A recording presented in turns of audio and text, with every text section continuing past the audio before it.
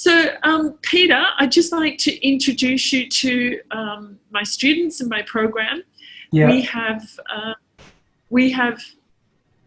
Good morning, Yvette, or good afternoon, Yvette. Oh. Yvette, I'm just going to thank you for joining us. I'm just going to put your video off, I think, and we'll open it up for discussion shortly.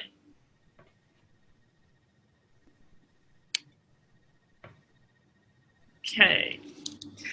So, yes, Peter, most of the students in our course, in our 28-day group whole food plant-based, plant-strong 28-day group coaching program are expatriates.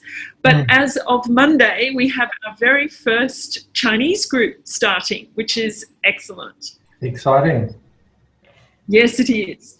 And this has all happened as a result. I'll let all the students know. I met Peter at February last year, along with Jenny Cameron and Dr. Malcolm Mackay, who have also been guests in our program at the Doctors for Nutrition conference. And Peter was very warmly encouraged me to just get started and get this program going. And as a result of that, we had our very first class start in May last year. So Peter was very instrumental in helping us to get this program in China. So Peter, I'd just like to ask you to tell us a little bit more about yourself. I know that you're originally from New Zealand. I've had dinner with you and your wife Laurie and Peter and Malcolm and Jenny in Australia. I know you're very much a part of the plant-based world. Many of our students coming into this course are either vegan and vegetarian, but don't know how to do it in a healthy way, or they are omni and have never really had much understanding of what the whole concept of plant-based eating is like. So would you mind telling us about what is a plant-based dietitian, and how can a plant-based dietitian help us to be healthier? Okay. Over to you. Well, I'd first make a distinction between vegan and whole food plant-based.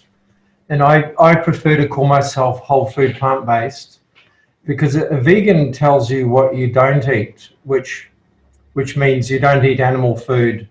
But it doesn't tell me what you do eat, which might be Coca-Cola, Pringles, chips, vegan ice cream, vegan chocolate, not necessarily healthy foods. So whole food plant-based tells me what you do eat, which is whole plant foods, minimally processed.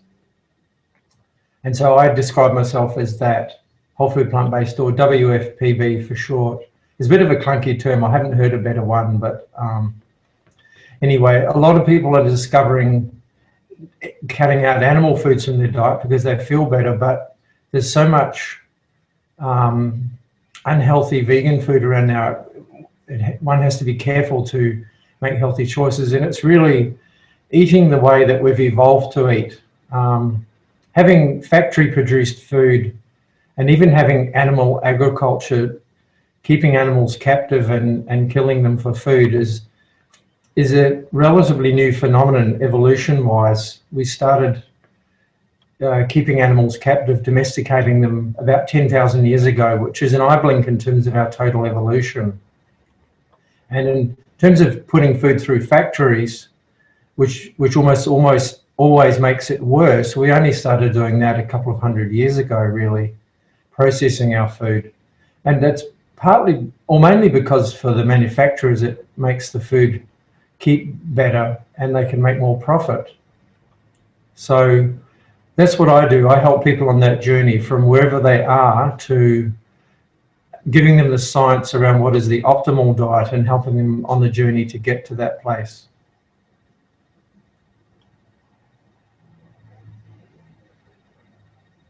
So Denise, did you have any other things you'd like me to talk about? Can you hear me? Yes, I can hear you.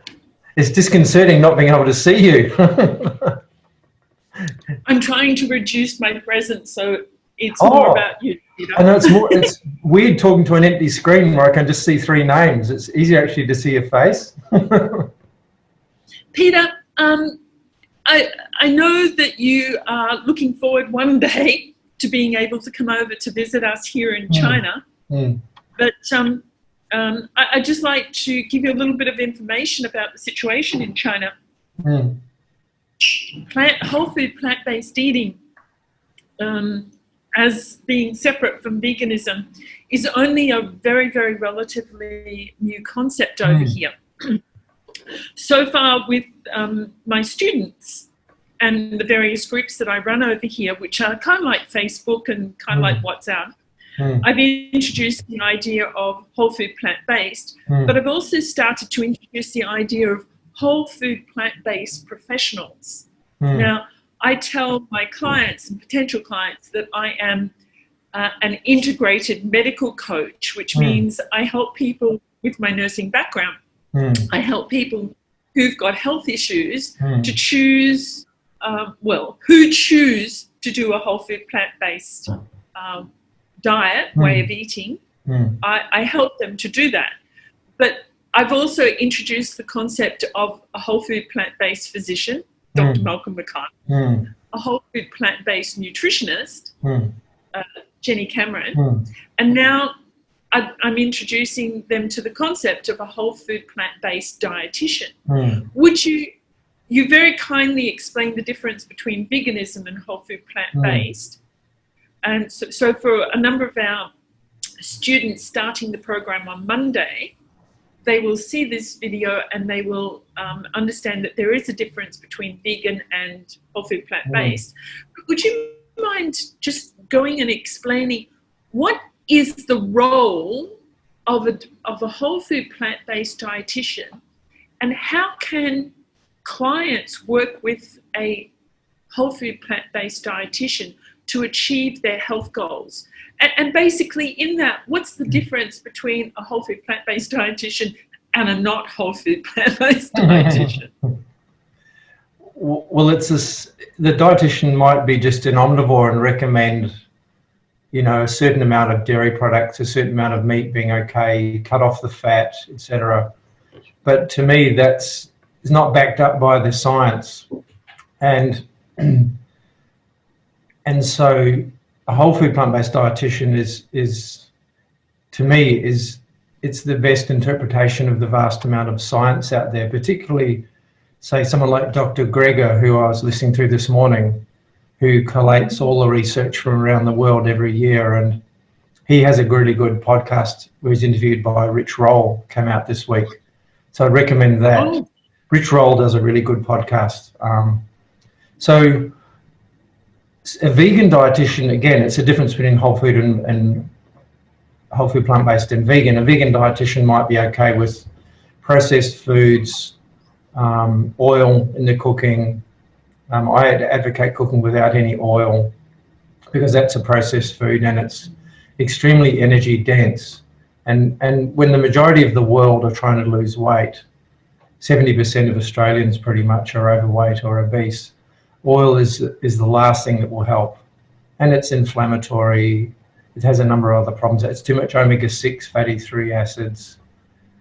Omega-6 fatty acids, it impairs the endothelial function in the blood vessels. So it's energy dense and nutrient depleted. So I just recommend people avoid it for those reasons. So that's where the difference is. But what I do with people depends on where they're coming from. I do get quite a few patients who are already vegan or nearly vegan and want to help optimize that and not sure how.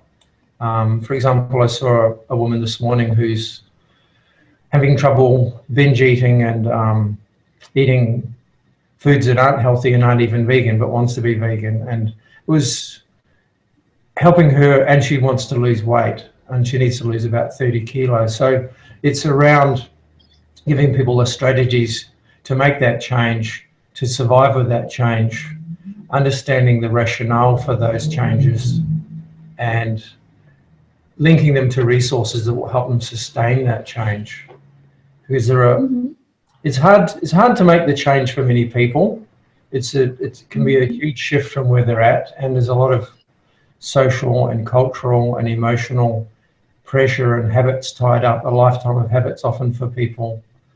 And it can be daunting. So my role is to give them the science and then the practical steps to make and sustain those changes. And many people fall off the wagon, so it's helping them get back on course and not beating themselves up. And also, a big part of what I do is teaching people about energy density, and that there's nothing wrong with them that they've put on weight in this modern world. That's a natural response to the way our brain is wired.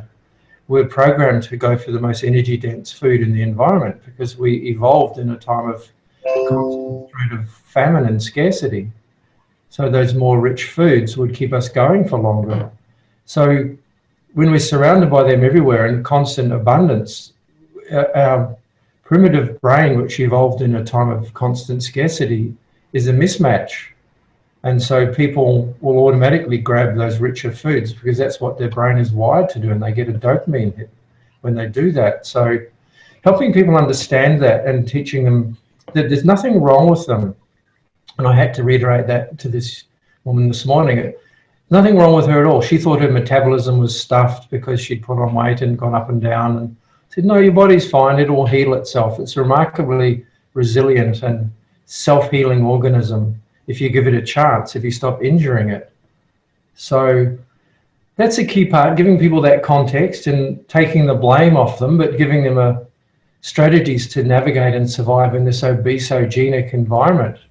And what I mean by that is this environment that tends to create obesity as a matter of course, because we have an abundance of hyper-stimulating, unnaturally rich foods everywhere we turn. From when we fill up with petrol to every shopping centre, every cafe, every restaurant, every supermarket. 90% of the food in the supermarkets here I wouldn't touch because it will make you fat and sick. You know, there are some things I would recommend, like the produce section and the plain rolled oats, plain beans, you know, things like that. Tofu in moderation, but a lot of it is hyper-processed and hyper-stimulating and causes cravings and leads to people being unwell and overweight. Now, Peter, a number of in our program in the second week, we look at the pleasure trap, which is something that Doug Lyle speaks to us about, and the students have the students they have a video, a couple of videos to watch. They have PDFs, and we encourage them to actually read the pleasure trap itself. Now, these are all very important parts of learning what it is or how it is that people have ended up in this situation. However, towards the end of the 28 days, we start to look at some of the more complex issues that people face once they have awareness that their eating patterns are harming their body, and they have this awareness, and then they start to move towards changing their diet. Many of them start to experience other problems. So, for example, that they have gastric problems. They have problems with the microbiome, which is the bacteria that live in our gut. One of our clients, her skin has broken out. She says that it is better than when she was vegetarian, but she is still surprised that her skin is bad. Some of the students experience adjustment problems. Now, can I just ask, how does a plant-based dietitian help clients to feel safe and secure that the decisions that they've made to go on a plant-based diet is something that is sustainable? Because it's not just about them making the decision. Some of them have adjustment problems. Would you like to speak about that? Because you've helped more people and you've seen people over the long run. And I'd just like to hand over to you on that topic. Sure. First of all, I try to avoid the word diet. I use the word lifestyle, because diet implies something short or medium term that you go on, then you come off. And that leaves open, well, when you come off, what do you go back to? Do you go back to the way you ate before? In which case your weight issues, if you have them, and your health issues, if you had them, will return, almost certainly. So I encourage people to see this as a lifestyle, something that they shift to and can live with for the rest of their life. And some of these fad diets that are out there now, like keto and paleo, carnivore diets, like no one could stay on those diets long term. They're just not something you could live with. They're too difficult and there are too many side effects. So the transient things you mentioned, people can have some gastro issues in the short term as their microbiome adjusts to the different foods and the higher levels of fibre. In the Western world, the central deficiency in the diet is fibre. No one gets protein deficient.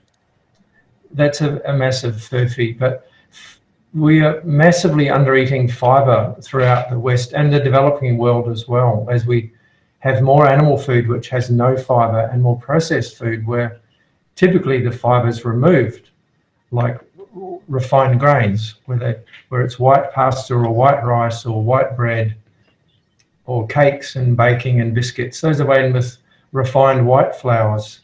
So people are missing out on fibre, and they may get as little or average 15 grams a day, when we know our ancestors were pre-agriculture were topping 100 grams a day.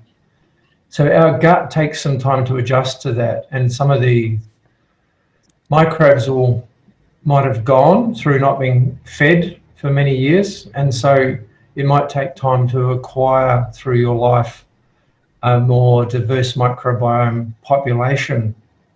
I know from cultures in remote areas like Highland Papua New Guineans and Amazonian tribes people that they might have 1,500 different species in their gut. And the power of those is amazing and unimaginably vast.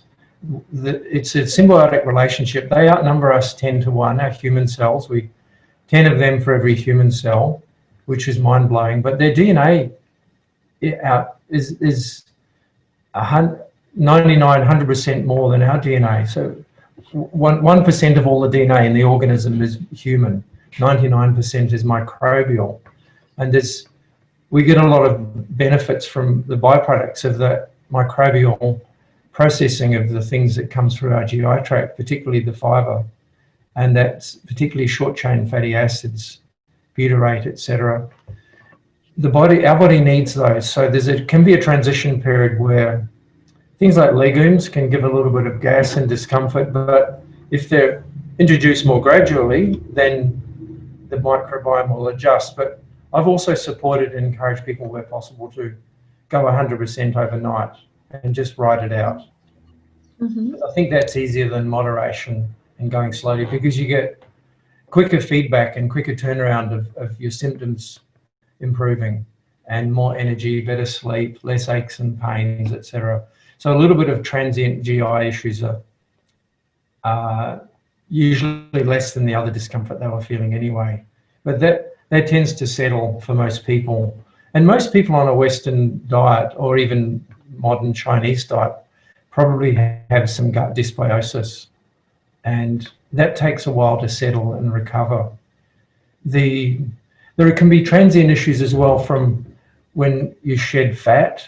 The fat tends to store some of the environmental toxins that we accumulate through an animal-based diet, or even through... Yes, I've read about that.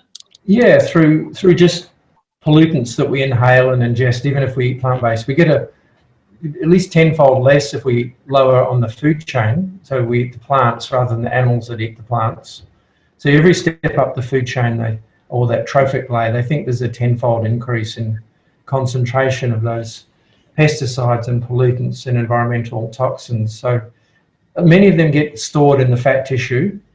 And when we mobilize and reduce that fat tissue, they're dumped into the bloodstream and excreted, but that can cause some transient discomfort as they're as they're coming out of fat and being passed out of the body.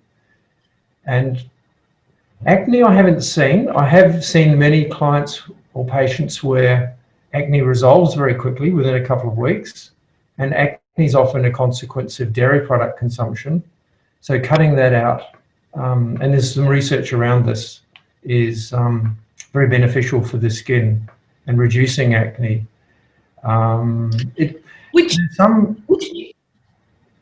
Which brings me to a very interesting question. Sorry to interrupt here. No. While I remember it, we had a discussion last week with the present the group that just finished. They finished on the 28th. It was about hair loss, and I remember a conversation. I think we had it at dinner with Malcolm and Jenny and yourself and Lauren about hair loss, and I explained to the students, from what I understood, that when there was a sudden change in the amount of calories consumed, and the type of calories consumed, along with a massive drop in animal-based hormones that had been consumed from external. So these animal-based hormones come to the body through our consumption of them, and then all of a sudden we're not getting as much of those external hormones. We have a drop in our own hormone levels until our own hormone levels come up. Now, it was very interesting because I explained to the students how, as far as I understood it, soy estrogens, for example, tofu and soybeans, and also phytoestrogens that are perhaps also in other plants, such as sweet potatoes and types of yams. I have noticed that a menopausal woman, I'm moving towards postmenopausal now, but I have found that the consumption of soy products and the consumption of sweet potatoes, see, that's my lunch. Yeah, beautiful. Potatoes and yams has a direct effect on my comfort levels of dealing with menopause. So, for example, the flushes, the fogginess sometimes happen with women, menopausal and postmenopausal.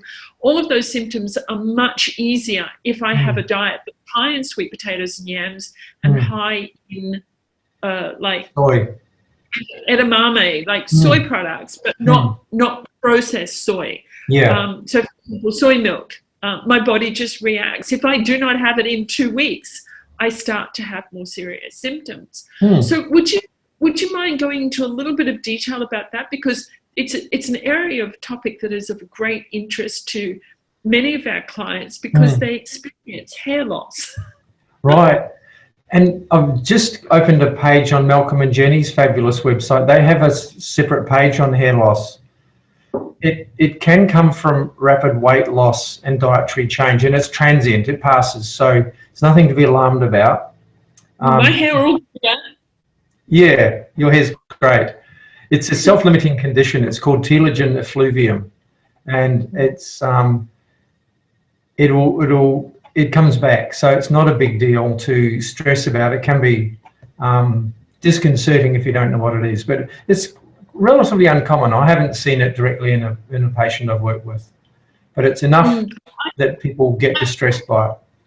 I have seen it happen in. I have got 7 vegan groups that I actually manage in China, all different aspects from vegan parenting to vegan bodybuilding and vegan pet owners and things like that. And I've noticed that the topic comes up fairly regularly. At least a couple of times a year.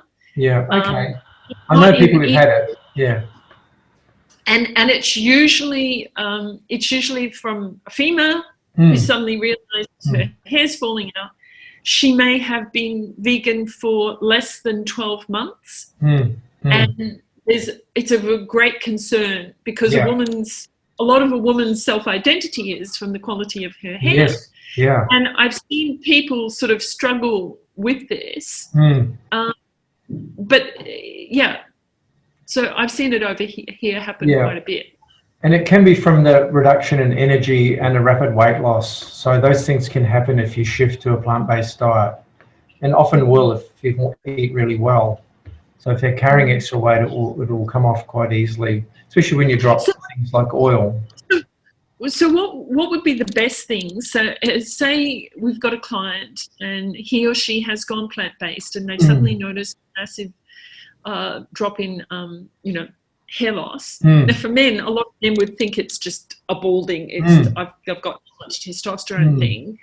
But for women, that's not so much of an issue. What sort of things ought they do? Because I see people going like crazy. It's like, buy this shampoo, rub rosemary oil in your scalp. You've got to eat eggs. Like a number of people who sort of, they give up their plant-basedness or their veganness and go back to eating dairy products or eggs because they think that that's what they're deficient in. Yeah. So what would be a natural, healthy sort of strategy for someone who was noticing hair loss? I don't know if there's any way to halt it other than going back to your previous lifestyle, but I wouldn't recommend that. Because it's transient, the hair will come back through. Right. Because there's a lot of, Sorry? I missed the last because thing. I mean, you're putting toxins in your body, and when you stop them, your body gets better and there's a reaction. You don't want to go back to putting the toxins back in. Well, yeah, it's the changing to vegan, if you're not used to it, can be a triggering event, and it's that change in energy density, eating less, and loss of weight, which can trigger that hair shedding. But it's usually just a few thinner patches. So if people can weather it out, it will grow back and they'll be fine. Onto the estrogen that you were talking about, the dairy products are particularly hazardous because they're full of powerful mammalian hormones that help the baby calf grow to a full-grown cow within 2 years. And that's a very rapid weight gain that we don't have as humans. And those mammalian hormones are ingested when we eat dairy products. So they're similar enough to have impacts on us. And we know that dairy products are correlated with increases in prostate and breast cancer. The phytoestrogens in soy products, on the other hand, compete for the binding sites that our estrogen uses and inhibit the estrogen signaling. So they actually reduce your risk of getting those types of cancers. And if you've had the cancer, they increase your chances of survival. So the people who consume more soy, who have breast cancer, for example, have a better prognosis and live longer and are more likely to become free of that cancer. And we know from epidemiological studies that Asian populations who traditionally have consumed a lot of soy have lower breast cancer than in the West. So it's certainly nothing to be worried about. It's a different molecule, it just happened to have some similarity and can bind to those receptors. Now that brings me to another point. Soy always comes up, and people's anxiety about soy always comes up within the 28 days. I have a couple of articles that I give out to students about this, and there are a couple of videos, but basically people seem to be anxious about giving soy products to children and men and also young boys. And we get a lot of parents, like I see a lot of parents, let's say in my vegan groups, who are either for or against soy, and they're quite anxious about actually feeding their children soy products. Now, as far as I understand it, most soy products that are consumed by humans are not GMO, so that's not an issue. But especially if they're organic. Yeah, but I mean, and it's easy to get organic soy products actually in China. In fact, I know several people who have family members that grow soybean products. We get them as green beans, and the soy milk that comes from green soys, edamame, is really quite interesting. But there's no, I've never felt that there was anything to be worried about feeding children soy products. No. But what would you say to a parent who says, I'm not going to give my children soy, particularly not my boys, because I don't want them having estrogen? Well, it doesn't have estrogen. It has a similar but different molecule that doesn't have the same effect. So there's no science to back that up. Nutrition is frustrating in many ways because there's so much misinformation out there. People think potatoes are fattening, whereas they're not. It's what you put on them, or if you deep fry them and make chips, that they're fattening. But there's just misinformation and theories for every point of the compass as far as nutrition goes. And most of it is nonsense and not backed by scientific evidence. That's why I stick to what's evidence-based and what the science says, and I spend all my spare time voraciously studying, reading, listening to talks, podcasts, going to conferences and keeping up to date with the latest science. And soy is a fantastic, healthy food. It's a legume, and it's just a different kind of bean. It has a higher fat content than other legumes, other than peanuts, which are a legume. They're not a nut, technically, even though we call them nuts. But soy is unusual in that regard, but it's a fantastic food. And it also has other cancer-protecting things in it, such as Johnston, which is important and useful in the diet. So it's a very healthy thing. I've just written an article for the Australian Nourish magazine, and in that I cite a study that shows that people who consume soy products in early life have a up to 60% lower risk of cancer in later life. So it actually confers really good protection. But at the end of the day, it's only one food, and if you're really not convinced, then don't have it. There are thousands of other plant foods that are healthy. You don't have to like them all. I don't like celery. Never have. Don't think I ever will. Good. I didn't like me either.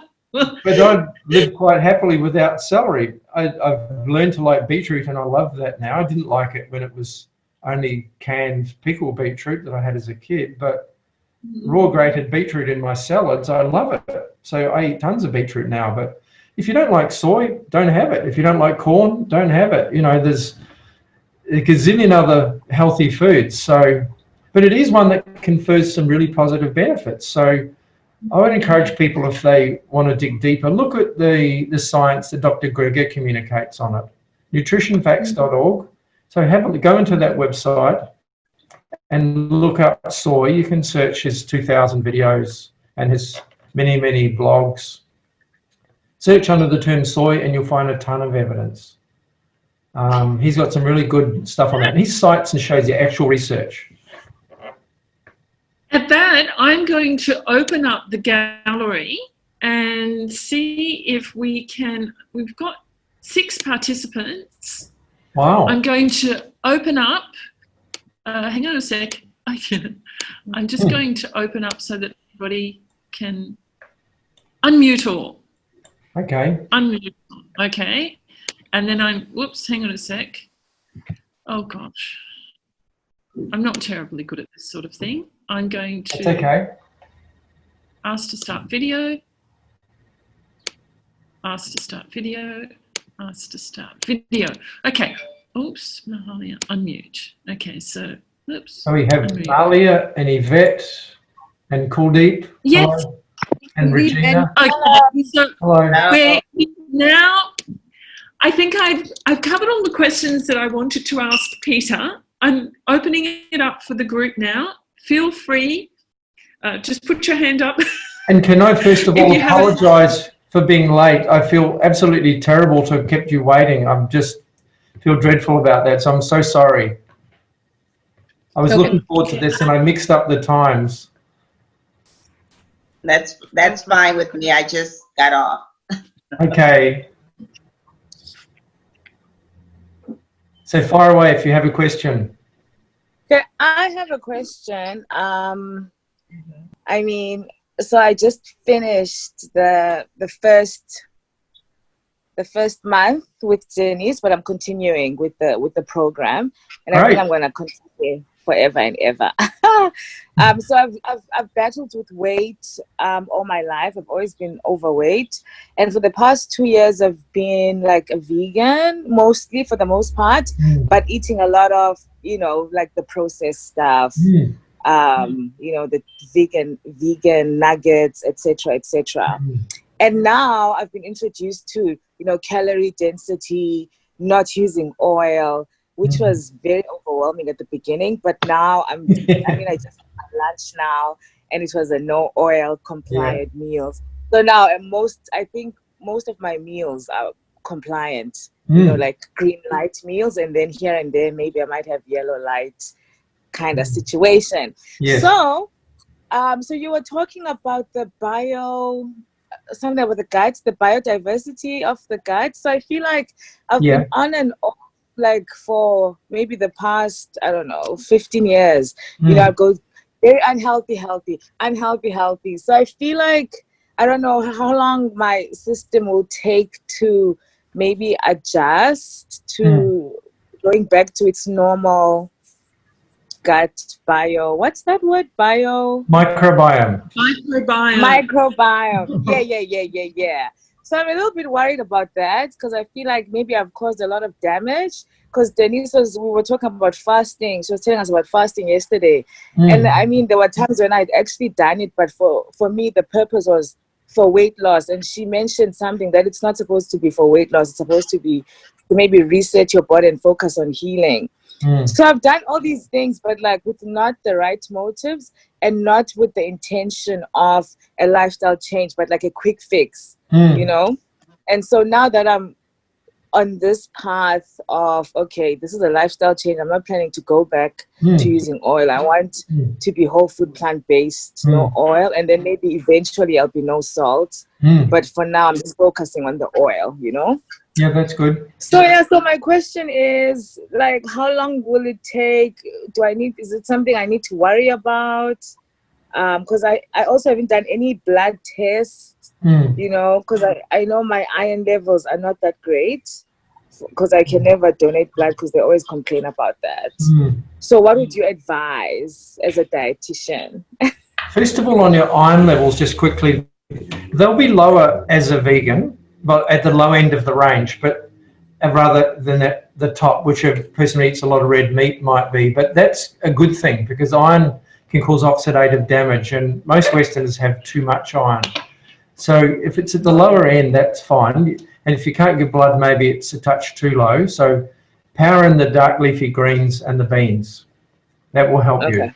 So women can be a little lower, because women lose blood every month and lose iron until you're menopausal. But if you have lots of greens, like I have a bowl of kale for breakfast before my porridge, steamed kale, and I had silver beet in it this morning. So try to have greens as many times a day as you can in all your food. I mean, not in the porridge, but you can have it separate. If you like it in the porridge, you can. But so they're pure medicine. Eat as many as you can, and different types, and have lots of beans every day.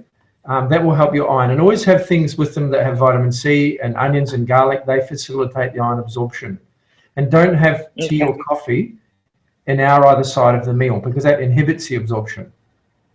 So give it an hour each side of the meal without tea or coffee. So that should help your iron. You can, if you want to, you can cook on cast iron cookware. That absorbs some iron from acidy food like tomato-based things. So you should get iron from the pot or the pan if it's unenameled, you know, just plain iron. That can be nice to use. So with the microbiome, is the key to the best microbiome is eating the widest range of plants possible. There's a chap that Denise can probably link you to called Dr. B, or Dr. Will Bolsewitz, and he's been interviewed quite a lot lately on YouTube. He's a gastroenterologist and is very articulate and very easy to understand, a very good communicator. So have a listen to some of his talks. You'll find him on YouTube, and some podcasts as well, like the Aussie guy, Plant Proof, the podcast, has interviewed Dr. B about 4 times. But the things to also help your microbiome are avoiding foods with preservatives in them. So that's generally processed foods, because the preservatives are meant to inhibit microbes, stop the food going off. So that when you swallow that, it doesn't help your gut. Similarly, try to have organics if possible, because any pesticide residues can have an antimicrobial effect. Coffee's not the best for your microbes. And even decaf? Yeah, caffeine itself, but it's not a big deal. You know, you can get diversity with it. So try not to have antibiotics more than you need to. They definitely, it's like putting napalm on a forest, you know, like they did in the Vietnam War. So if you need them, they can be life-saving. Definitely if the doctor says you have to have them, but some people want them when they've got a viral infection, and they're antibiotics that will kill bacteria, not viruses. So there's often confusion. Because I just had a bacterial infection actually on Sunday, and I was given antibiotics by the doctor. So I'm actually on a course right now. Okay. So 6 pills. Look, if you have to, take them, but get right back on to healthy eating and as many plant foods as possible. And don't be super fussy about sterilizing everything that you eat, and that even in times of COVID, but being out in nature, going for walks in the trees, doing some gardening, pulling weeds, digging dirt, you get microbes from that. So being out in nature is good. Having a cat or a dog helps give you more microbial diversity. People also get it from their partner. It's early days. In the future, there'll be FMTs. Nice cat. Yeah, that'll help your microbiome. FMT, which is fecal microbial transplants, or a capsule. So instead of a capsule, a little capsule full of stool sample from someone who has a good microbiome. So that's they're doing that experimentally, but it's not available commercially. But in time, you'll be able to. Peter, I've actually heard of people who are being treated for cancer and leukemia. Yeah. Being given the capsules, and also fecal transplants. Yeah. I was reading about it last year about people. I've done a lot of research on cancer and the treatment of cancer, and supporting people with cancer, and there's a lot of question about it being an autoimmune disorder. Yeah. And a lack of the body's ability to heal itself because of the poor diversity in the microbiome. Yeah. And it's very interesting. Have you seen any really good articles or videos that I could probably share with the students coming into the next book, into the next program, on the use of developing them, like building the microbiome to help people to be more resilient, to heal themselves from diseases such as cancer and other autoimmune problems? It's becoming clearer that dysbiosis, or an unhealthy microbiome, is at the base of most of the modern chronic diseases. And that guy, Dr. B, is probably the best communicator I've seen. He's got a new book out, which I've got on order, but you can buy it as an ebook right away. It's called Fiber Fuel. American? He's American. He's amazing, really good communicator. So his book is called Fiber Fueled. You can get it ebook online already. The hard copies, mine's in the post, so I'm looking forward to it, but it's very, very highly reviewed. So, but you can listen to a lot of his talks if you search around YouTube, or I could send you some links later, Denise. But those things I'm explaining, not doing things that you're not doing things that damage your microbiome, like preservatives and too much conventionally grown food. I mean, some you can deal with, but and having the most diversity of plants you can. Try to buy something different every week you haven't eaten in a while. And one of the things that I've been encouraging the students to do is, the last group we set out 3 packages, and in the 3rd package I sent them some seeds from my garden for bok choy, which is the Chinese cabbages. Yeah. And I encourage the students to actually think about growing, even if it's on a little balcony, or even if it's on a windowsill, growing a little bit of your own food, because from what I have read, it is amazing the increase in diversity if we grow food, even just a small bit, and include it in our diet. You can just I don't know if you can see outside, but this is some of our garden. I've seen your garden. Yes. So, but just for the others, we have fruit trees and raised garden beds, and we grow greens, and so growing a little bit. You can grow in a small area, and things like herbs are really good too. So just having as many different plant foods is really the thing, and get out of nature, interact with animals, interact with other people. A little bit, nerve-wracking in this time with COVID, but most of the plant-based professionals I know have their own garden of some kind. Yeah. It needs to be natural evolution, doesn't it? There was some microbiome experts I heard on a podcast a while ago, and they had their diversity tested, and they had something like 600 or 800 microbes, which is quite low. As I said, the people in the remote areas might have 1,500, but they were back up to 1,200 within a 12 months or 2 years. So that was pretty good. So following those basic principles should give you your diversity back, Malia. So, okay. Thank you very much. You're welcome. One of the questions that has come up is because we do have and we do see clients who either have cancer or leukemia, or they have a friend or a relative that has cancer or leukemia. Can you give us some insight on how do we help dietary help someone who's being treated, who has had chemotherapy or is receiving immunotherapy and things like that? What are some of the tips for when they're not hungry and that sort of thing? The first principle is to eat the best diet you can, because our body is a machine like a car, and if you put the wrong fuel in your car, it doesn't end well. It won't run properly. If you put half petrol, half diesel, it's going to start spluttering, and our body's the same. And in the West, we've been putting the wrong fuel in our bodies for a long time, most of us. And that has implications. It means nothing in the body works as well as it should, including the immune system. 70% of our immune system is located right in the gut area. And so that dysbiosis, that unhealthy microbiota, has a negative impact on the functioning of our immune system.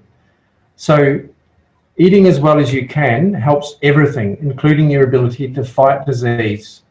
If you are losing weight, which can happen, and you're losing your appetite, then you have to switch to more energy-dense foods. So that means you might have smoothies and add some ground flax seeds and hemp seeds and chia seeds, some nut butters. Make it more rich. Those foods are fine if you're not trying to lose weight, but if you're losing too much weight, if you want to lose weight, I definitely recommend you don't drink your calories. You chew them slowly and mindfully. But for those people with cancer who are struggling to get the energy, that's important. Have more nuts, more dried fruits, the ones without preservatives, organic if possible, and have those energy-dense smoothies. But you really just, to give your body the best chance, and cancer is one of the few of the chronic diseases that we can't, in all cases, readily reverse. Heart disease we mostly can, and type 2 diabetes we can. Most of the autoimmune diseases respond really well to this way of eating and will get better. Cancer is less known. There are many anecdotal cases of people's cancers going into remission and disappearing, but not good comprehensive research. But intuitively and just physiologically, biochemically, if you're giving the body the right fuel, you're giving it the optimum chance to fight things and to work better. And your immune system will function better. It will run properly. It's not hobbled or impaired through like that car limping along with the wrong fuel in it, spluttering, and engine, not working properly because it's not what it needs to run. So everything comes back to putting in the right fuel. That helps the gut microbiome, it helps our immune system. Every organ responds better. In fact, you sleep better. You have more energy. So all of that bodes well for recovering from something that might be making you unwell.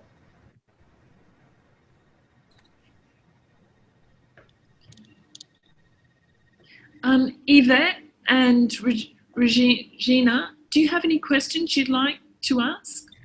Yes, my thing is, this is my first time attempt at eating healthy. And what vitamins do you recommend? Congratulations on making the change, and I hope it works for you. And one thing I was going to say earlier, take it month by month. Just say, I'll do it for another month. And then that month comes up, say, I'll do it another month, rather than say, I'll never have a pepperoni pizza with cheese again in my life, because that can be a bit daunting until you get the hang of it. But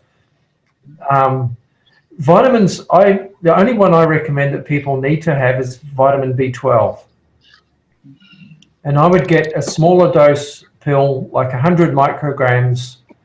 Cyanocobalamin is the name of one type of B12, which I recommend. And I'd take that every day or other day.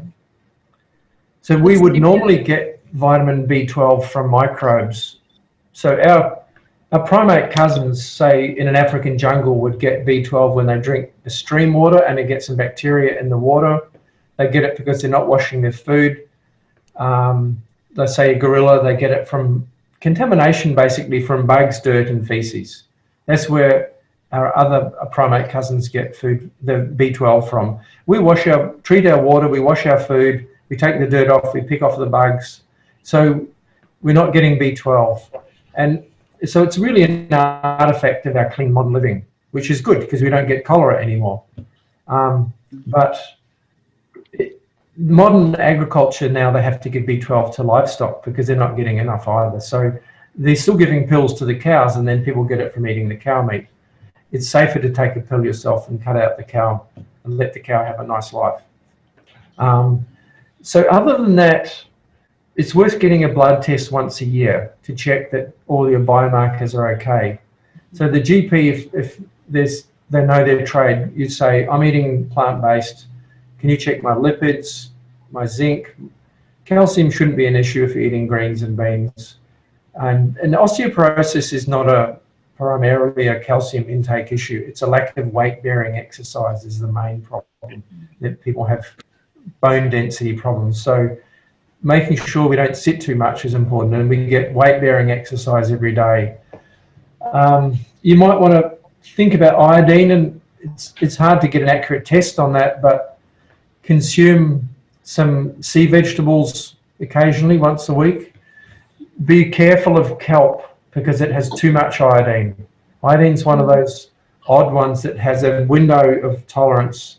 We don't want to be too low, but we don't want to, it's toxic if we have too much. So I use those sushi wrappers and I'll tear them up and put them in soups and stews, wrap them up with a little bit of brown rice and kimchi or sauerkraut and a little bit of avocado and make a wrap like that. I have them as a snack.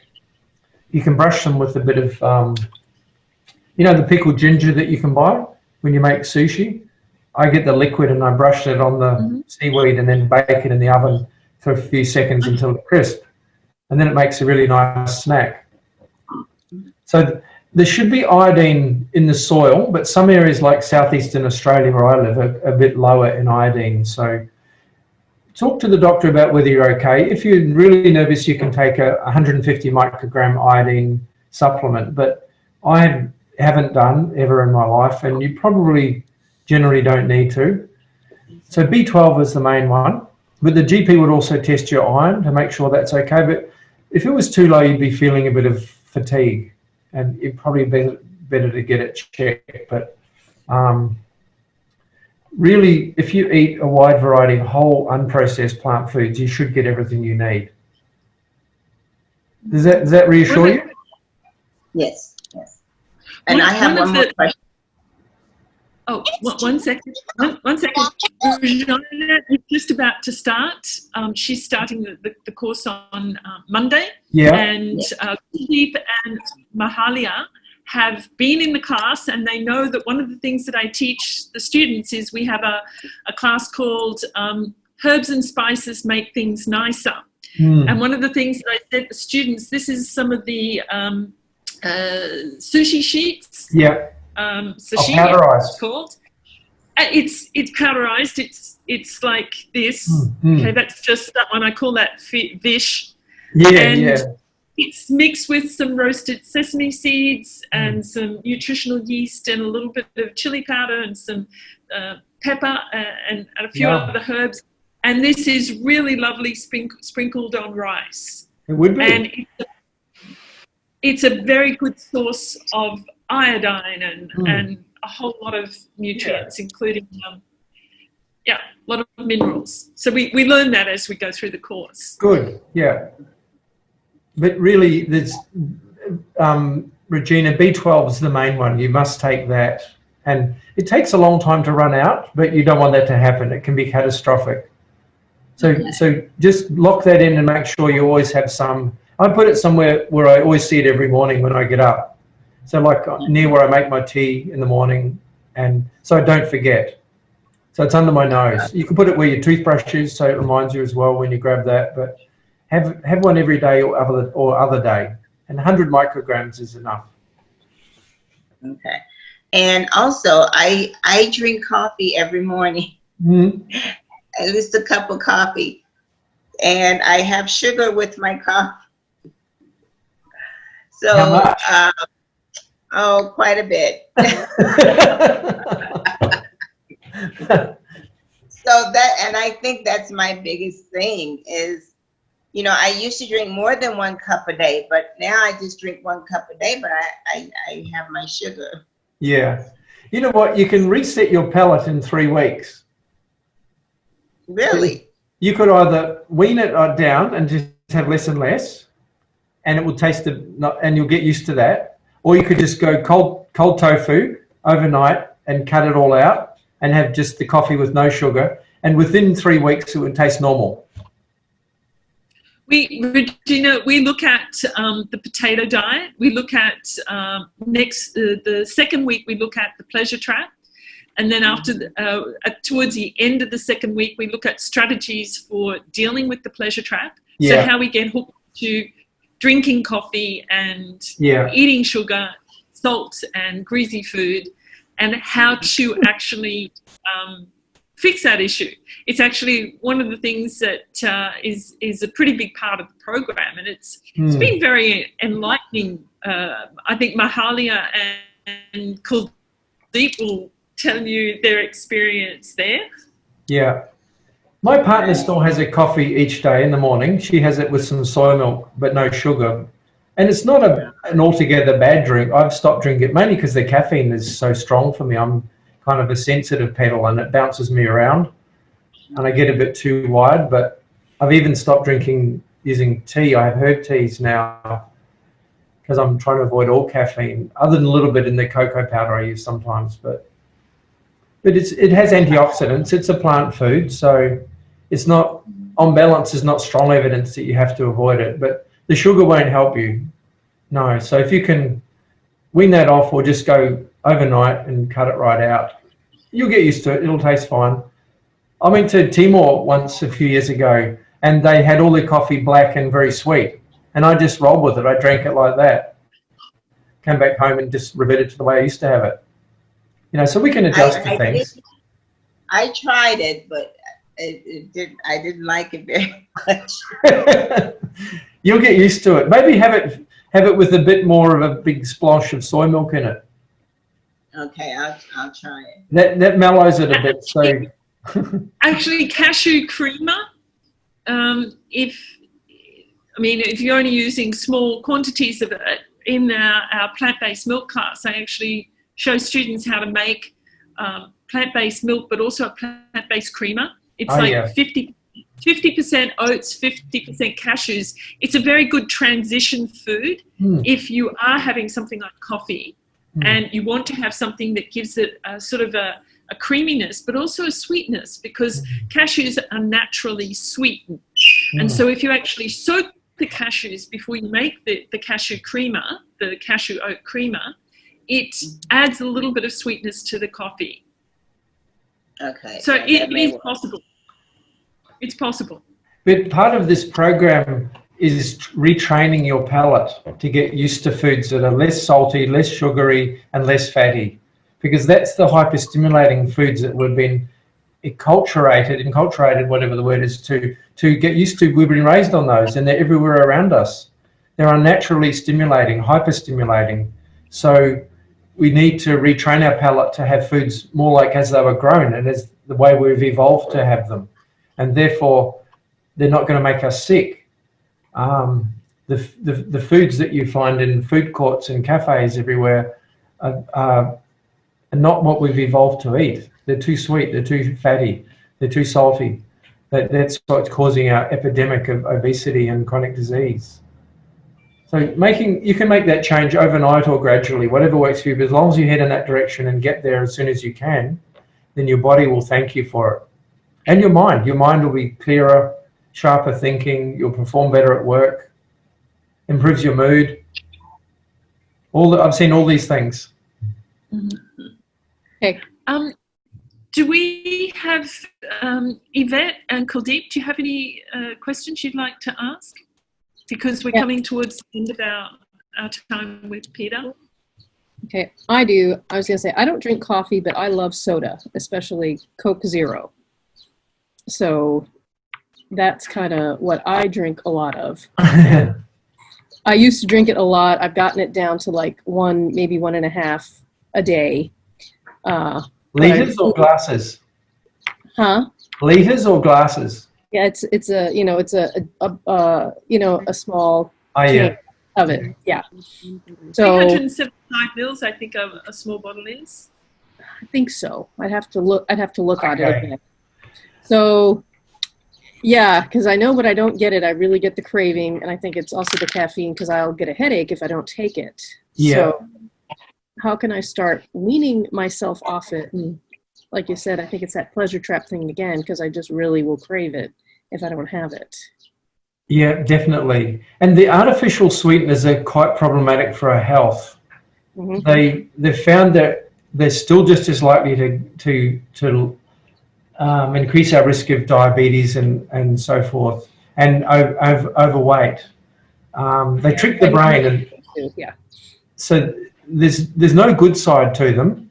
So again, same as with Regina, either try to wean yourself down gradually so it's less and less, or just go cold tofu overnight, cut it right out, and ride it out, and maybe have some cups of tea or a coffee instead to give yourself a bit of caffeine. Okay. But people can go off caffeine overnight, and they might be feeling a bit of discomfort for a few days, but it's relatively minor in the scheme of things in terms of what some people with really bad chronic disease have when they're hospitalized, and all the pain of surgeries and achy joints and that stuff down the road for all of us if we don't live well. So it's very much worth the short-term discomfort.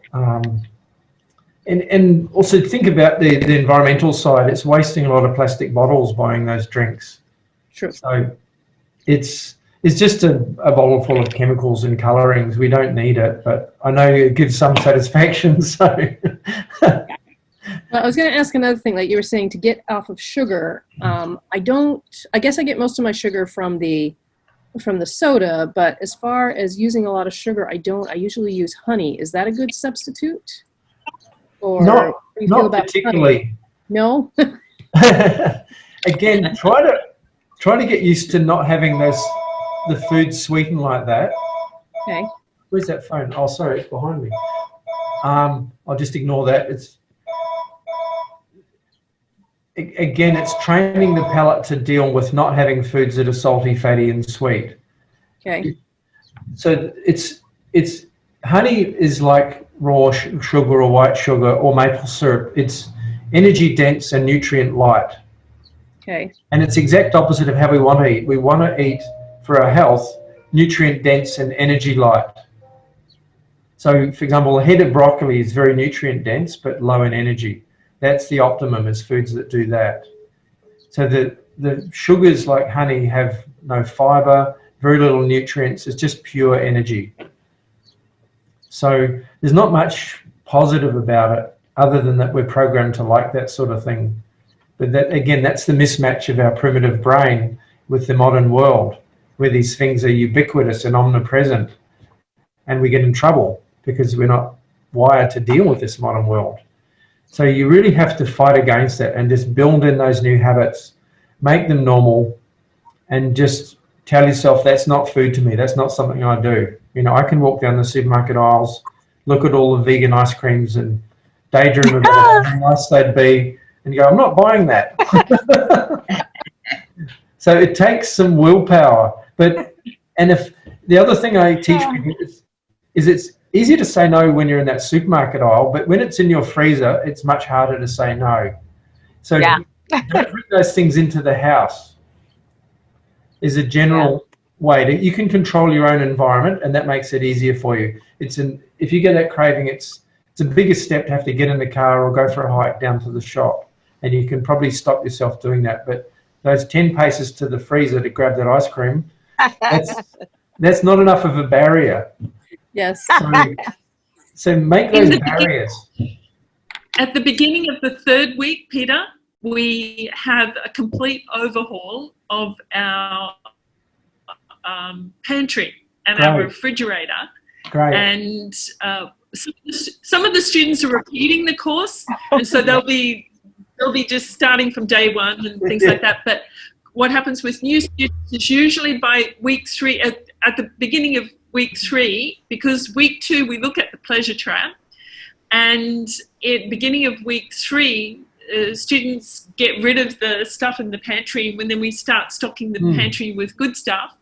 A lot of the students were quite surprised that they had alternatives to the unhealthy food. So, for example, I've just made some banana oat cookies, and they're sitting in the oven just before we started class. It was just a beautiful smell. And we learned how to make nice cream from bananas and cacao powder and strawberries. I think the nice cream we made last class was strawberry nice cream. It was delicious. So it's a balance of getting rid of what's in our fridge and then substituting, healthy replifacements and adjusting the taste buds. And if you've just had a Snickers bar or some rich chocolate bar, then if you follow it with the ripe peach, that ripe peach won't taste especially sweet. But if your palate is not used to being bombarded with those artificially sweet foods, then that peach will taste like ambrosia. It'll taste wonderful. And we've got a peach tree right out there. We grow our peaches, and they're just divine. So your palate can then enjoy something like a carrot or a tomato and taste the full spectrum of the flavour and really appreciate the subtleties of that food, because your palate has got some more sensitivity, because it's not deadened with these hyper salty, hyper sweet, hyper rich foods. And so it's a transition. The food can taste bland for a few weeks. The coffee might not be as much fun without all the sugar, but you adjust. So write it out. It's worth it, trust me. And then you won't want to go back to those foods, hopefully. I mean, we all fall off the wagon sometimes, but as long as you do the right thing 95% of the time, and if you're unwell, you need to be tighter, and if you want to lose weight, you need to be as tight as you can. But at Christmas time, once a year I will buy one of those little tubs of vegan ice cream. That's my once a year. But then it tastes too sweet to me these days. I actually find nice cream to taste very sweet. Depends on how ripe the bananas are, Yeah. And you can use dates as well. I mean, they're a rich food. They're more energy dense, but they're a whole food. So you're getting the fibre with them. But again, try to learn to enjoy the foods as they were grown, and using spices and herbs and lemon juice and nutritional yeast and I'm sure Denise is teaching all those tricks. Yeah, to boost flavours where you need to. Wow. That's my herb shelf. Wonderful. But when I'm cooking, I'll chop up like a carrot in little thin slices and be crunching on those while I'm cooking. Or when I'm getting the broccoli ready, I'll eat the stalk, because the stalk is the really nice part. Wow, look at those colours. So you think something like that will taste fabulous. You probably wouldn't even need dressing on that. These onions are so incredibly sweet. Yeah. And I roasted, I had one small sweet potato last night. I roasted it and I chopped it up and threw it in my salad. Nice. And this tastes like candy. Yeah. Because my palate is clean, then fruit and vegetables taste so incredibly sweet. So that's one of the positive side effects of going on a plant-based diet. Yeah. And we're about 99% genetically identical to a gorilla or a chimp. So think of that gorilla in the jungle, wandering around, picking leaves, eating fruit, digging up tubers, getting a few seeds and nuts. That's how we should eat. That's what we've evolved to eat. So that food can be fabulous. And that bowl of salad you showed me might be nice on its own, or a little squeeze of lemon juice or a drizzle of balsamic vinegar. That's all you need. Salad dressing. We have a class on salad dressings. And this has... I've got one that's got coconut vinegar, another one that's got apple cider. I think this is apple cider, a scoop of seeded mustards, and a little bit of Dr. Gregor's date syrup, just to add that little bit of sweetness. Beautiful. And this is my lunch, which I will be having at 3 o'clock because we'll be finishing shortly. Wow. I shared that with the students. That's a buckwheat wrap. Yeah. And then inside that, sweet potatoes and vegetables. Those green vegetables actually came from my garden. Yeah, wow. I think Kuldeep had a question. Yeah. Kuldeep is my wife and I'm Baldeep. I was taking the course, but it's him who is having all these effects and questions. Okay. Ask a question for me. She's doing the course and I'm getting dragged into it. So sorry, I can't hear you. I said she's doing the course, but I'm getting dragged into it. Oh, good on you. Of course, yeah. It's talking about tea, and I've heard all these wonderful talk from our colleague, our friends here about taking sugar. I'm a huge tea drinker. We drink a lot of tea. Yes. In India, and I wouldn't drink any tea without milk or sugar. I would just, put it in the drain if there is not enough milk or sugar in it. But thanks to Dennis and again, Kuldeep's effort, no sugar. We've gotten rid of all milk, all dairy products, and all sugar suddenly. And I'm fine drinking milk with just oat milk in it, with tea with oat milk in it. So I have a personal question here, Peter. And thanks for having you here. Pleasure. I come from a family that is heavy on dietary, dairy products and meat eaters and whatnot. We speak, North Indian, but I've always been a vegetarian since I've known, Yes. But again, milk and oil has always been my But the biggest problem has been that my entire family, the whole clan, as you can call, is diabetic. Yeah. My mom is on insulin 3 times a day, the little bottles. Yeah. My elder brother, who is 5 years elder to me, he's on pills right now. So I'm in the line, right? Yes. I'm only 42 right now, so I'm right now in this course. It's been a month. And we are continuing with it. What are some of the things that I could do? What if it's running in the genes? Is there something I could do to prolong, or is it just a lifestyle disease, diabetes? What is it? I mean, what would be your suggestion for me as a nutritionist? It's a lifestyle disease, definitely. Some people may have more of a genetic predisposition, and it's often said that genes load the gun, but lifestyle pulls the trigger.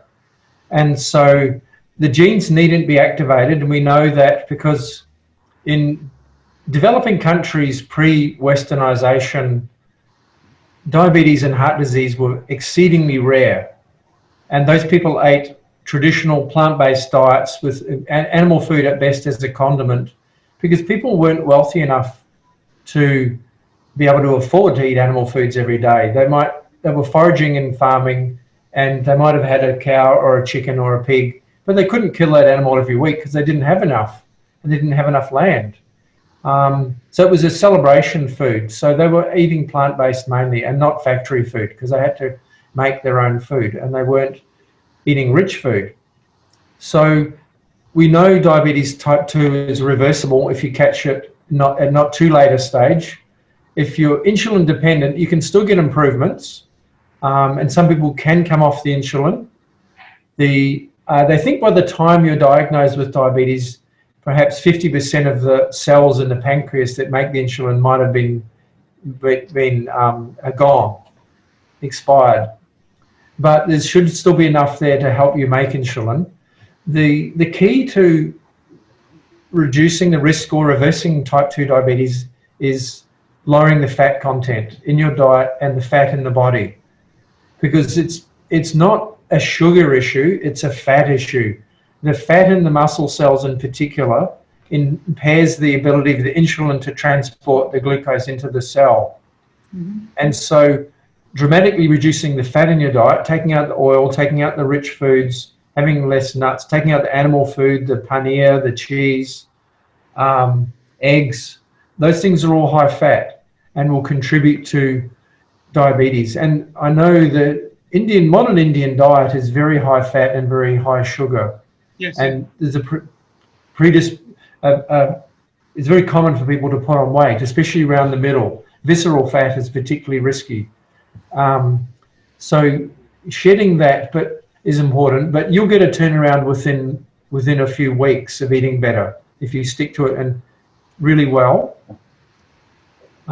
So yeah, keeping the diet very low fat, and so a whole food plant-based diet without oil and without a lot of nuts will be low fat and will be the perfect thing to make sure that you shouldn't develop any type 2 diabetes.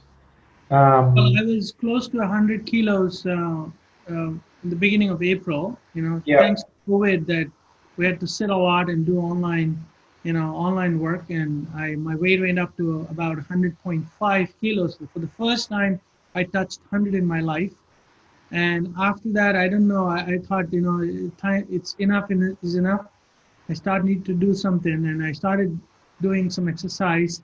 Then came this course, and Kuldeep started doing the course, and then our whole diet changed dramatically.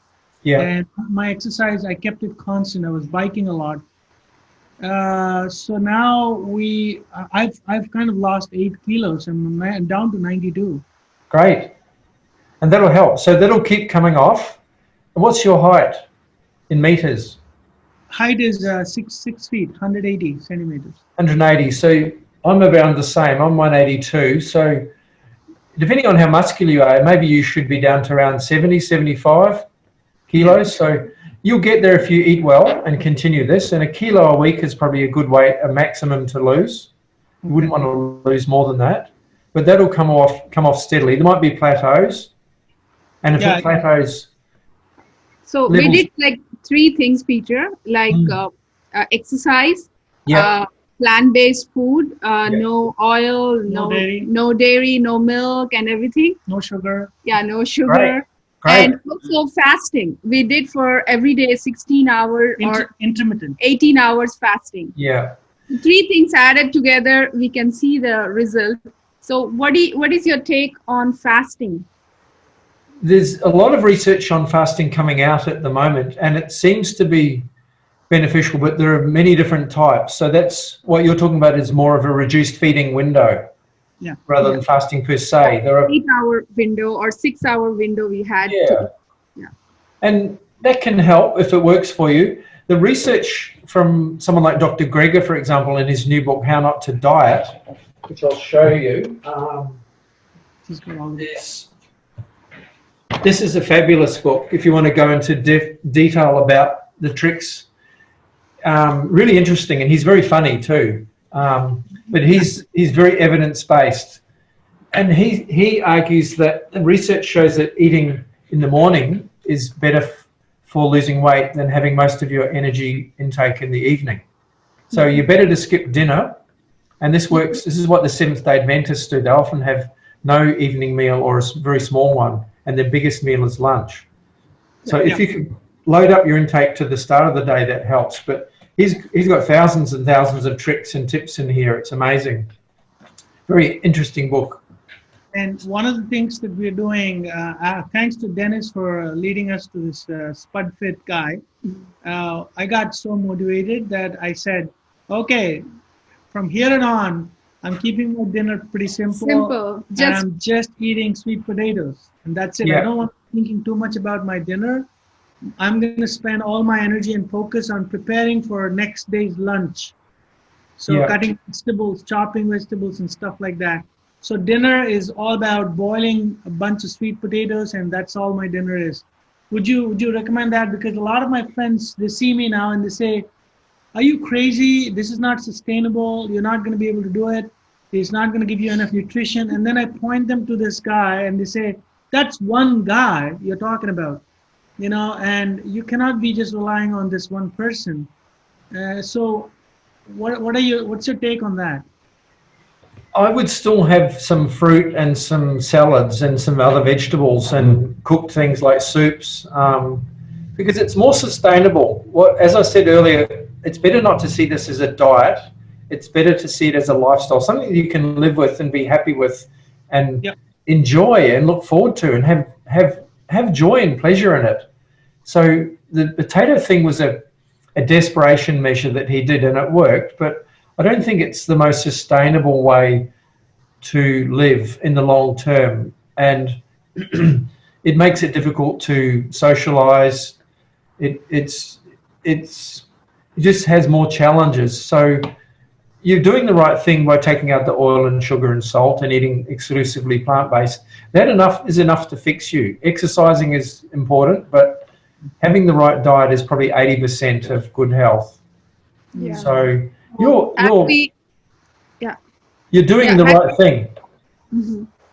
Yeah, as we remove the oil and everything, so we are having like low calorie food, and we feel like hungry, like after 2 to 3 hours, we feel like we need to eat more. Yeah.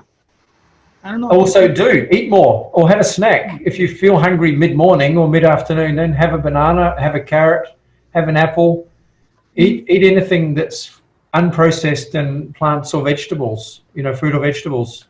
Have a bowl of salad, have a bowl of steamed greens. Mm-hmm. The greens are good for fiber and for phytonutrients and for omega-3 fatty acids.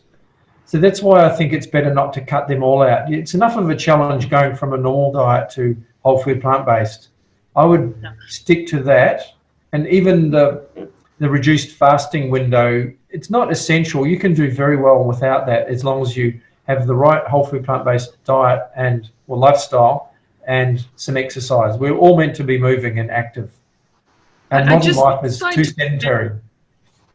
I'd just like to point out, because the first 6 to 8 weeks of going on a whole food plant-based diet, you're actually resetting your microbiome. Yeah. It actually does you more benefit to eat as much as you possibly can of a rainbow of fruit and vegetables, and then legumes and grains and pulses and things like that. Yeah. So that you just think of it as you're building a house, right? Yeah.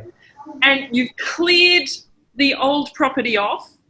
You're laying the foundation of a beautiful mansion, a beautiful villa that you're going to live in for the rest of your life. You want to give it the best that you can give it. And that's why the very last week that we look at eating a rainbow of fruits and vegetables to build up your microbiome, but also very importantly, don't go hungry.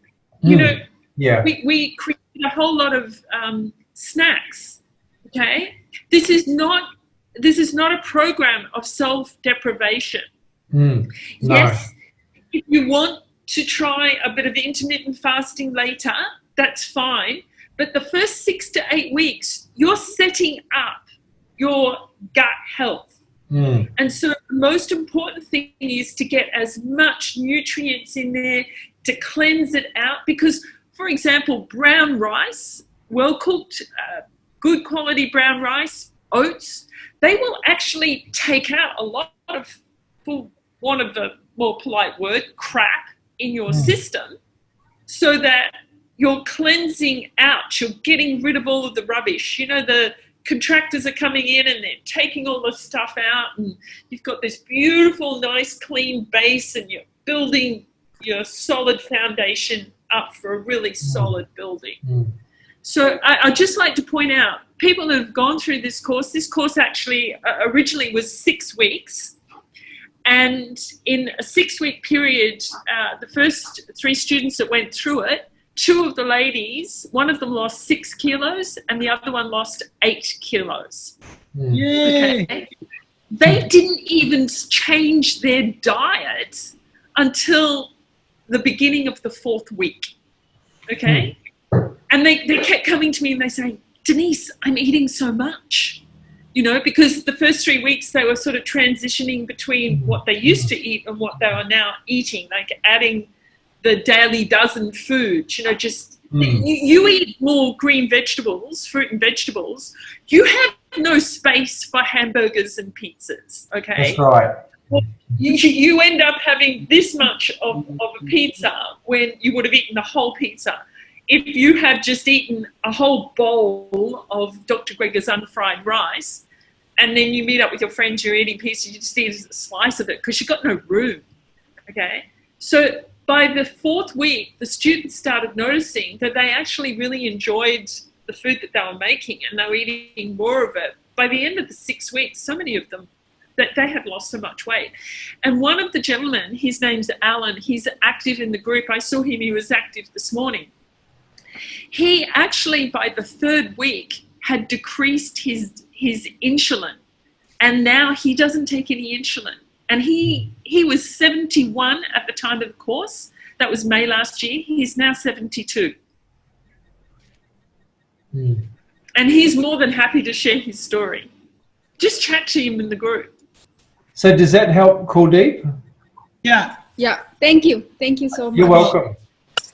So we are mostly keeping our, we've changed our diet a little bit, you know, based on what you said, which is oil and sugar and dairy, and keeping that intermittent window, eating window between 9 and 5 in the evening, 9 a.m. to 5 a.m. But I'm just worried about, you know, the whole clan, you know, the family genes or whatever. I think you've answered my question well. That I'm pretty confident that, you know, by keeping up with this program and making it a lifestyle, I think I would be able to evade some of those risks that I might possibly get if I hadn't changed it. Yeah. If you want to read more on it, there's a book, I think I have a copy here. Dr. Neil Barnard has a book on reversing type 2 diabetes. The other people that are very good, there's a website called Mastering Diabetes. 2 guys, Robbie and Cyrus. They're fantastic. They both have type 1 diabetes, but they're experts in diabetes of all types. Okay. And you can find them on YouTube. They're amazing. They have their own channel. Again, please. What is that? Mastering Diabetes? Mastering Diabetes by... Mastering Diabetes.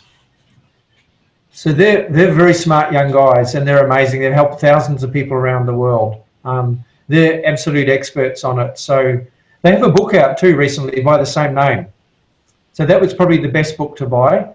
You can find some talks on YouTube by Dr. Greger and by these 2 guys, Robbie and Cyrus. Sorry, Dr. Neil Barnard talks a bit about diabetes. Neil Barnard. But Robbie and Cyrus are fantastic. Yeah. We'll do that. We'll get hold of these books and we'll read them. Thank you so much. That'll help you. That'll reinforce what I said. The science is very clear. Unfortunately, a lot of Western doctors don't know that yet because they're not nutrition trained. They're not keeping up with this sort of thing. But we've known since the 1940s that you can reverse type 2 diabetes. We've known a long time. Well, thanks for this. I have a student who's in grade 7, and I can't remember if he's got form. I think it's type 1 because he's got a pump. Yeah, it would be at that age. Yeah. So I have to. So I would also refer him and his family to Mastering Diabetes website. Yeah, Well, I was watching an advertisement for them this morning. They just had, they've done quite a bit of promotions recently. Yeah. And the thing is, I found it very sad over here in China. They actually promote a very protein high diet for children that have diabetes. And a lot of children end up with, they end up with heart problems and obesity, all sorts of health issues. Yeah. And so it's, you know, a whole food plant-based diet is also suitable for children. It's the most suitable diet for anybody who has any sort of degenerative health disease. But it's also, you know, it's very healing for anybody who does already have diabetes. It reduces the inflammation. It just helps the body to cope so much better. Yeah. There is a link between dairy product consumption and type 1 diabetes. It's not conclusive, but there's some strong evidence that it's implicated in triggering the onset of the diabetes. The albumin protein in the milk has some amino acid similarity to the surface of the beta pancreatic cells that make the insulin. And when we have a dysbiosis and a leaky gut, because of that, some of that protein gets into the bloodstream intact rather than as component amino acids where it's chopped up. And the body recognizes that as foreign, but the antibodies made against that albumin are thought to then attack by mistake the beta pancreatic cells that make the insulin. And so they get completely taken out and they're gone. And then you become type 1 diabetic. So that's the thinking. It's not conclusively proven, but they know that there's a higher incidence where people have more dairy products. And it's increasing as dairy products are incorporated in cultures that never used to have them, such as China. Like most Asian and African and Latino people are lactose intolerant, as we should be, because we're supposed to be weaned as infants and stop having breast milk and not have breast milk from another species, which is just weird, if not kinky. You know, it's not natural it's not normal, or it's weird, bizarre to still be breastfeeding as an adult, but from another animal. So it doesn't do us any good. We got too clever for our own good, realizing we could get calories from the cow by eating the flesh or drinking the milk, but it has long-term health consequences and sometimes shorter term. Yep. Thank you. And we're not baby cows. No. And it's baby cow growth fluid, as Dr. Clapper likes to say. Yep. Any other questions? Sorry, Denise. I was just going to thank you so much, Peter. We've kept you for an hour and a half now. No problem. Just before we all sign off, Peter, would you like to share with the group over here if any of them wanted to have consultations with you? Do you do them on online? Can they make appointments with you? Do you have your own webpage? Would you be able to share your details so that if they want to get in contact with you directly, they can?